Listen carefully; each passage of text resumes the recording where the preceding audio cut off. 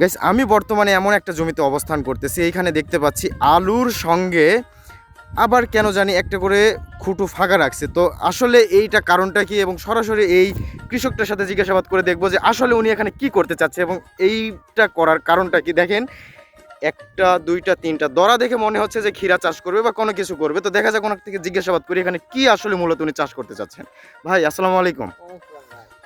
আপনি এখানে আসলে এই দরাগুলান এইভাবে রাখছেন বা একটা করে খুঁটু ফাঁকা রাখার কারণটা কি? এখানে আমি নতুন পদ্ধতিতে তরমুজ লাগানোর চিন্তা ভাবনা করছি ভাই। আচ্ছা, এই এই যে দুইটা করে খুঁটু স্পেস দিয়ে একটা করে ফাঁক রাখছেন, মানে আলুটা উঠে যাবে। আলু উঠে যাবে, তরমুজ বাঁধা থাকবে। ও আচ্ছা, মানে একসঙ্গে সাথে ফসল চাষ করতেছে। হ্যাঁ।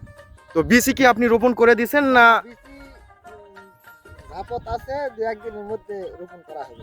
আচ্ছা, সো তাহলে গাইস আপনারা বুঝতে পারতেছেন যে একসঙ্গে কিন্তু সাথী ফসলের একটা চিন্তা ভাবনা নিছে, এবং এটা এর আগে আমি দেখি নাই আমার এলাকাতে। তো এইভাবে কি হবে আপনারা একটু কমেন্ট করে জানাবেন, যেভাবে উনি চাষ করতে চাচ্ছে আসলে কি উনি এখান থেকে লাভবান হতে পারবে কি পারবে না, অবশ্যই কমেন্ট করে জানাবেন।